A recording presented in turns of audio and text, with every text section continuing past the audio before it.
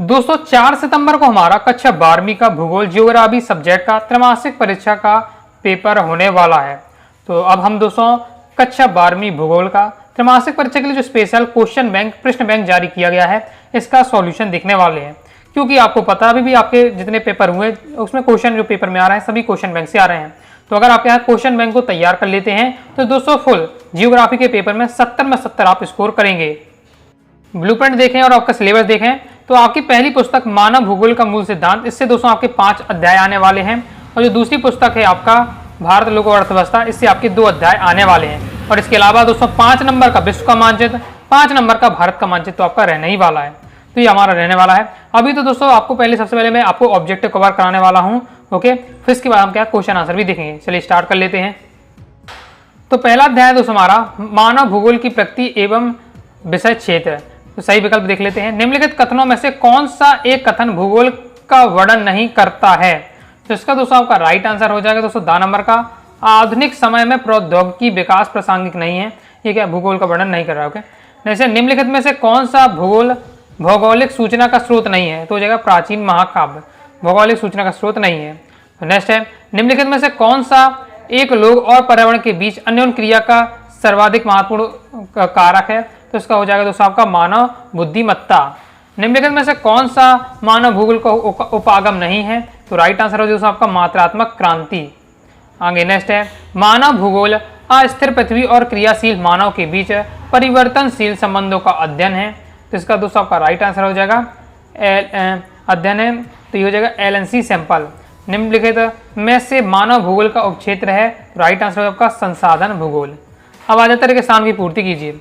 भूगोल में किसी भी घटना का अध्ययन दस तरीके से किया जाता है, तो वैज्ञानिक तरीके से किया जाता है। नेक्स्ट है, मानव भूगोल मानव समाजों और धरातल के बीच संबंधों का अध्ययन है, तो संश्लेषित अध्ययन है।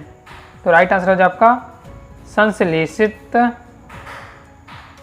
अध्ययन है। आगे देख लेते हैं, किसी भी समाज की सांस्कृतिक विकास के स्तर की सूचक होती है, तो कौन होती है? तो जगह प्रौद्योगिकी का स्तर, प्रौद्योगिकी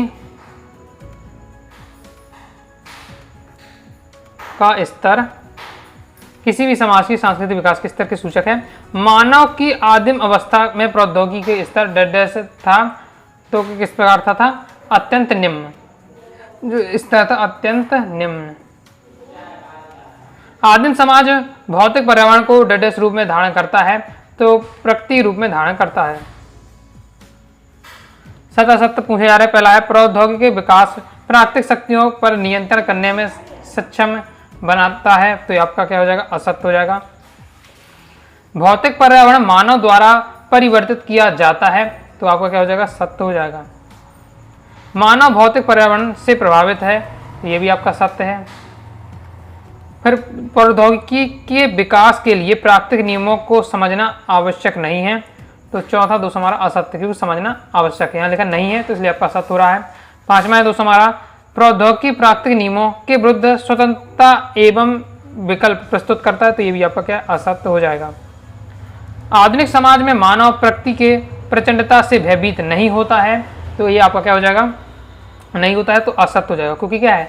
भयभीत होता है। ओके, आदिम जनजातियों द्वारा की जाने वाली स्थानांतरित कृषि संभववादी विचारधारा का उदाहरण है, ये हमारा क्या हो जाएगा? सत्य हो जाएगा। सत्य हो जाते हैं। एक शब्द एक वाक्य में उत्तर देख लेते हैं। विषय के रूप में भूगोल की मुख्य विषय वस्तु क्या है? तो इसका हो जाएगा पृथ्वी का अध्ययन, पृथ्वी का अध्ययन। नेक्स्ट है, पृथ्वी के भौतिक घटकों के नाम लिखिए। अब पृथ्वी के भौतिक घटक क्या है आपका? जैसे भूमि है, जल है, वायु, वनस्पति, ओके, और जीव जंतु, तो ये सब आपके भौतिक घटकों में आएगा। पृथ्वी में मानवीय घटकों के नाम लिखिए, तो मानवीय घटकों में क्या आएगा? जनसंख्या हो गया आपका, इसके साथ ही आपकी बस्तियां हो जाता है, ओके, और परिवहन हो जाता है, संचार हो जाता है, और इसके साथ आर्थिक गतिविधियां हो जाता है। तो ये सभी आपकी आती हैं किसमें? मानवीय घटकों में। भूगोल विषय के अध्ययन में किन उपागम का प्रयोग किया जाता है? तो क्षेत्रीय उपागम और क्रमबद्ध उपागम। क्षेत्रीय उपागम व क्रमबद्ध क्रमबद्ध उपागम। जैसे मानव भूगोल किसका अध्ययन करता है, तो मानव और पर्यावरण के बीच संबंधों का अध्ययन करता है। समझ गए होंगे आप। अब हम दोस्तों देख लेते हैं, ये हमारे अध्याय 1 के ऑब्जेक्टिव कंप्लीट हो जाते हैं। अध्याय 2 देख लेते हैं। अध्याय 2 है विश्व जनसंख्या वितरण, घनत्व और वृद्धि। सही विकल्प आ जाता है 21वीं शताब्दी में विश्व की जनसंख्या दर्ज की गई, तो इसका दोस्तों आपका राइट आंसर हो जाएगा 700 करोड़। विश्व में कितने प्रतिशत स्थल भाग पर जनसंख्या निवास करती है, तो 5% भाग पर क्या जनसंख्या निवास करती है। निम्नलिखित में से किस महाद्वीप को जनसंख्या घनत्व सर्वाधिक है, तो एशिया महाद्वीप। निम्नलिखित में से किस महाद्वीप की जनसंख्या घनत्व निम्नतम है, निम्नतम है उत्तरी अमेरिका की। नेक्स्ट है एशिया में विश्व की कितनी प्रतिशत जनसंख्या निवास करती है, तो 60%। एशिया में 60%। रेगिस्तान की पूर्ति, जनसंख्या वितरण को प्रभावित करने वाला सबसे प्रबल कारक है, तो सबसे प्रबल कारक क्या है आपका, जलवायु, जो क्या है जनसंख्या वितरण को प्रभावित करता है। एशिया महाद्वीप की जनसंख्या लगभग कितनी है, तो जाएगा आपका 4.75 अरब। ओके, अब जैसे अब जनसंख्या तो बढ़ती भी जाती होगी, लेकिन इसलिए जो बताई जा रही है 2022 तक के अनुसार है। ओके, नेक्स्ट है आपका 2011 की जनगणना के अनुसार भारत की जनसंख्या वृद्धि 1.5% हुई, तो हो जाएगी 17.7% हुई।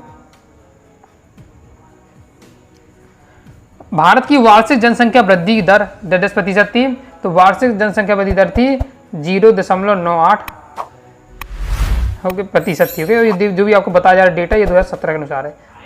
ये आपका भूगोल में ये अच्छा तरीका रहता है कि जैसे आप कोई डाटा दे रहे हैं, तो देखिए जनसंख्या हमेशा बढ़ती रहती है। ओके, अब आपका कब से, अभी लिखा कि कब की अब जो डाटा बता रहे हैं, तो आप बता दीजिए कि हम किस सन तक का आपको बता रहे हो। तो ये भी आपको पढ़ के रखना चाहिए। ओके, सत्य देख लेते हैं।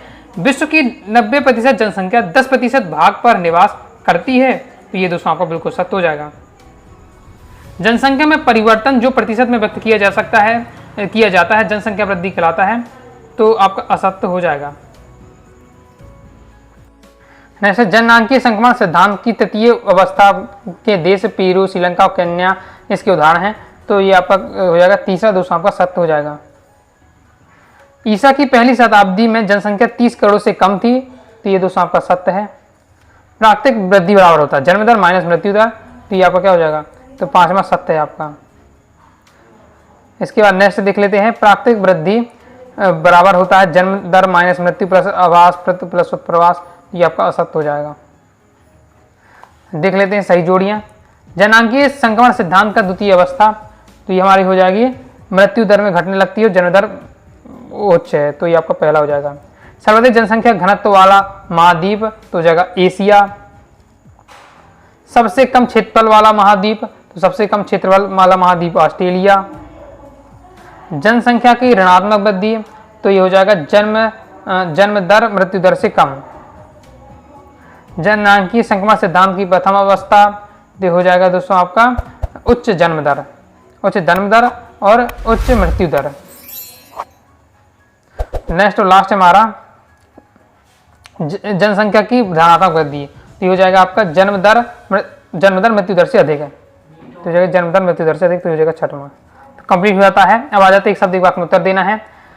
जनसंख्या घनत्व क्या दर्शाता है, तो आंसर आपको लिखना है प्रति वर्ग किलोमीटर क्षेत्र में निवास करने वाले व्यक्तियों की संख्या जनसंख्या घनत्व दर्शाता है।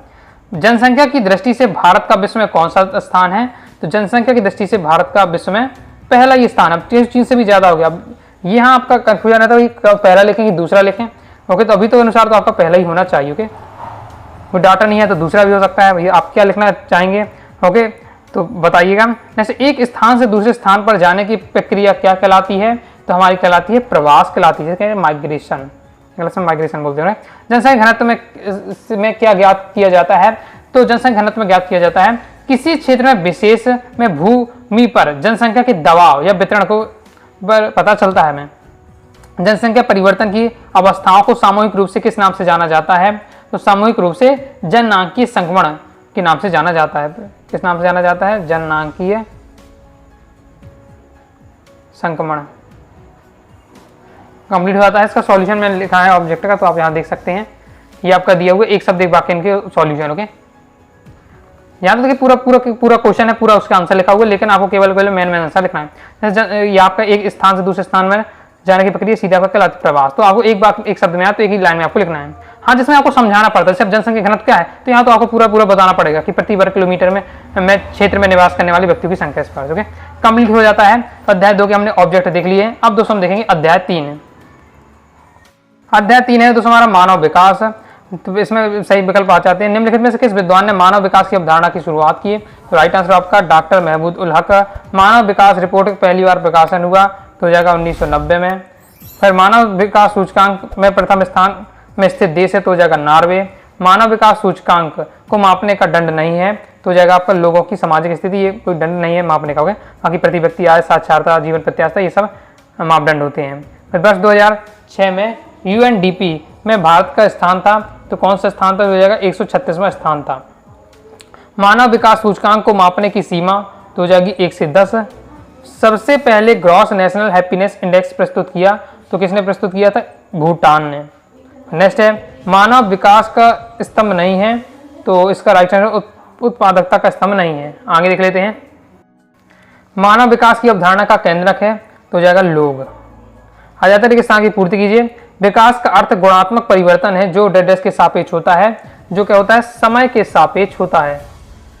प्रोफेसर अमृत सेन डेडेस विषय के नोबेल पुरस्कार विजेता हैं तो जगह दोस्तों अर्थशास्त्र विषय के। अति उच्च मानव विकास का स्तर डेडेस होता है तो इसका राइट आंसर हो जाएगा 0.800 से ऊपर होता है।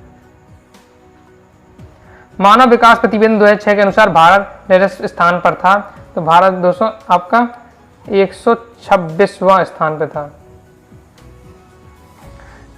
ट्रिनिडाड अर्थव्यवस्था वाला देश है तो जगह उच्च आय अर्थव्यवस्था वाला देश है। फिर ये आपको दिया है कि 20 मानव सूचकांक का स्तर डेडेस होता है तो किस प्रकार से होता है? तो मध्यम होता है। नेक्स्ट है GNN प्रगति का आधिकारिक माप है तो जगह आधिकारिक माप घोषित किया तो ये किसने घोषित किया? तो राइट आंसर संयुक्त राष्ट्र। आ जाते सत्य। डॉक्टर महमूद उल हक के अनुसार विकास लोगों के विकल्पों में वृद्धि करता है तो ये दोस्तों आपका क्या हो जाएगा? सत्य है। आपका 1991 में यूएनडीपी मानव विकास प्रतिवेदन प्रकाश किया तो ये भी आपका असत्य हो जाएगा क्योंकि 1990 में प्रकाशित किया था, 1991 बताया जा रहा है। यूएनडीपी द्वारा प्रयुक्त मानव विकास मापने के 2 महत्वपूर्ण सूचकांक हैं तो ये दोस्तों आपका असत्य हो जाएगा। 2018 में मानव विकास प्रतिवेदन के अनुसार भारत 129वां पर था तो ये आपका दोस्तों क्या हो जाएगा? ये भी आपका असत्य है। इसके बाद नेक्स्ट है हमारा मानव विकास समता, सतत पोषणीयता, उत्पादकता और सशक्तिकरण की संकल्पना पर आश्रित है तो ये आपका सत्य हो जाएगा। ओके, यहाँ 129वां क्यों नहीं है? क्योंकि असत्य क्यों हो रहा है? क्योंकि 130वें स्थान पर था। ओके, ना कि 129 में, इसलिए आपका ये सत्य हुआ। तो अब हमारे ये हो जाते कंप्लीट। तो अध्याय 3 के हो जाते हैं हमारे ऑब्जेक्ट कंप्लीट। अब दोस्तों हम देख लेते हैं अध्याय 4। अध्याय 4 है दोस्तों हमारा प्राथमिक क्रियाएं। इसे देख लेते हैं। तो आर्थिक क्रियाओं को कितने भागों में बांटा गया है? तो 4 भागों में बांटा गया है। लाल कॉलर श्रमिक किस क्रियाकलाप के अंतर्गत आते हैं? तो चतुर्थ क्रियाकलाप के अंतर्गत आते हैं। इसके बाद नेक्स्ट हमारा च्युइंगम चूसने के बाद बचे भाग को चकल कहते हैं। यह किस वृक्ष से प्राप्त होता है? तो यह हमारे प्राप्त होता है जपोटा से। फिर नेक्स्ट है आपका रेडियल पाले जाते हैं तो जगह दोस्तों ध्रुवीय क्षेत्रों में। कॉफी के बागानों को ब्राजील में कहा जाता है तो क्या कहा जाता है? फेजेंडा। बहुत ज़्यादा इंपॉर्टेंट है। इसके बाद आगे है, ये आपका बोर्ड एग्जाम में भी आया था और एक वाक्य में आया था। ओके, अंगूर की कृषि मुख्य रूप से कहाँ की विशेषता है? तो जगह भूमध्य आपका भूमध्य सागरीय। ओके, कंफ्यूजन नहीं होना, भूमध्य रेखीय क्षेत्र है, ये भूमध्य सागरीय क्षेत्र, भूमध्य सागरीय क्षेत्रों की विशेषता है। जैसे सोवियत संघ की सामूहिक कृषि को कहा जाता है तो ये कहा जाता है कोल खजूल। नेक्स्ट है आपका वह कौन सी विधि है जब अयस्क को धरातल से नीचे गहराई में खोद कर निकाला जाता है? तो वह दोस्तों हमारी विधि रहने वाली है कूपी की खदान। आगे देख लेते हैं। आगे नेक्स्ट, निम्नलिखित में से किस देश का प्रत्येक सदस्य सहकारी कृषि का सदस्य है? तो इसका दोस्तों आपका राइट आंसर हो जाएगा दोस्तों आपका डेनमार्क। पशुपालन एवं कृषि कार्य एक साथ करना कहलाता है, वो हमारा एक साथ मिश्रित कृषि कहलाता है। अब आ जाते हैं किसान की पूर्ति कीजिए। भोजन एकत्र करना, आखेट करना, वन काटना, पशुचारण आदि क्रियाकलाप के अंतर्गत आते हैं। तो ये सब दोस्तों हमारे प्राथमिक क्रियाकलाप के अंतर्गत आते हैं। नेक्स्ट, नए चारागाहों की खोज पर्वत के से मैदान, मैदान से पर्वत की ओर जाना कहलाता है। तो हमारा ऋतु प्रवास कहलाता है। क्या कहलाता है? ऋतु प्रवास। नेक्स्ट हमारा क्वेश्चन, जपोटा वृक्ष से दूध से बनाई जाती है तो क्या बनाई जाती है? चिंगम बनाई जाती है, चिंगम। नेक्स्ट है कुनैन पौधे के डेडेस भाग से प्राप्त होती है। तो छाल भाग से में क्या है? प्राप्त होती है, छाल। नेक्स्ट, उष्णकटिबंधीय क्षेत्रों में चाय, कॉफी और रबड़ डेडेस कृषि के अंतर्गत आते हैं। तो ये जो हमारी कृषि के अंतर्गत आते हैं, रोपण कृषि के अंतर्गत आते हैं। कंप्लीट हो जाता है। अब दोस्तों हमारे आ जाते हैं सत्य। स्थानांतर कृषि को कर्तन दहन कृषि कहते हैं। तो ये दोस्तों हमारा क्या सत्य हो जाएगा। ऐसे प्राथमिक क्रियाकलाप में जुड़े लोग उच्च रहन सहन व आधुनिक तकनीक का उपयोग करते हैं। तो ये दोस्तों हमारा क्या असत्य हो जाएगा। ओके, प्राथमिक क्रियाकलाप वाले लोग क्या सीधे जैसे पहले का जीवन होता था वैसे ही अपने गुजार रहे हैं। ओके, जैसे अब आपका आखेट करना, वन काटना, तो इन्हीं सब बातों से समझ में आ जाता है कि वो लोग क्या है आधुनिकता में नहीं आए। ओके, भोजन संग्रहण करना एवं आखेट प्राचीनतम ज्ञात आर्थिक क्रियाएं हैं। तो ये आपका सत्य हो जाएगा। नेक्स्ट है चलवासी पशुचारण में पशुचारक अपने भोजन, वस्त्र, शरण, औजार, यातायात के लिए पशुओं पर निर्भर रहते थे। तो ये आपका बिल्कुल सत्य हो जाएगा। जैसे गुज्जर, बकरवाल, गद्दी, भुटिया भारत की पशुचारक जनजातियां हैं। तो पांचवा दोस्तों हमारा सत्य हो जाएगा। जैसे वनस्पति को जलाकर जली राख में कृषि करना स्थानांतर कृषि या दहन कृषि कहलाता है। तो छठवां भी दोस्तों हमारा सत्य हो जाएगा। जैसे भारत फिर इसका ये आपका फूलों की कृषि पुष्प उत्पादन कहलाती है। तो ये दोस्तों हमारा ये भी सत्य है आपका। ये हमारा क्या हो जाएगा? सत्य है। ओके, नेक्स्ट आठवां आ जाता है। आठवां है कि भारत एवं श्रीलंका में चाय के बागान फ्रांसीसी लोगों ने लगाया था। तो ये दोस्तों हमारा असत्य हो जाएगा। इसके बाद नेक्स्ट है ट्रक फार्मिंग में कॉफी एवं चाय की कृषि होती है। तो ये भी आपका असत्य हो जाएगा। इस प्रकार से हमारे सत्य हो जाते हैं। आ जाते हैं एक शब्द एक वाक्य में उत्तर। अंगूर की कृषि मुख्य रूप से किस क्षेत्र में पाई जाती है? तो ये मुख्य रूप से आपकी पाई जाती है किसमें? भूमध्य सागरीय क्षेत्र में। नेक्स्ट है सिनकोना की छाल से कौन सी औषधि प्राप्त होती है? तो कुनैन प्राप्त होती है। ऑस्ट्रेलिया के विस्तृत घास के मैदान क्या कहलाते हैं? तो डाउन्स कहलाते हैं। आगे देख लेते हैं। एक विशिष्ट गतिविधि जिसमें एक ही तरह के पशु पाले जाते हैं कहलाते हैं। तो हमारा पशुधन पालन। अमेरिका में विस्तृत घास के मैदान क्या कहलाते हैं? तो पेरी कहलाते हैं। चिंगम का निर्माण किस वृक्ष के दूध से होता है? तो इसका हो जाएगा आपका सेपोटा वृक्ष से, जैसे क्या चिकल भी कहा जाता होगा। नेक्स्ट है विश्व में सर्वाधिक वाणिज्य पशु पालन कहाँ किया जाता है? तो हो जाएगा न्यूजीलैंड में, न्यूजीलैंड। तो ये हमारा कंप्लीट हो जाता है। तो इस प्रकार से दोस्तों मैंने आपको अध्याय 1 से लेकर अध्याय 4 तक के सभी वस्तुएं इस वीडियो में कवर करा दिए हैं। नेक्स्ट पार्ट में हमारा जो अध्याय 5 है, दूसरी पुस्तक से भी आपका अध्याय 1 अध्याय 2 है, उनके भी हम देख लेंगे ऑब्जेक्टिव। तो आइए दोस्तों, आपको वीडियो पसंद आएगी, वीडियो से भी लाइक करके सब्सक्राइब जरूर कर दीजिएगा। इसके साथ ही दोस्तों टेलीग्राम चैनल और व्हाट्सएप चैनल को जरूर ज्वाइन करके रखिएगा।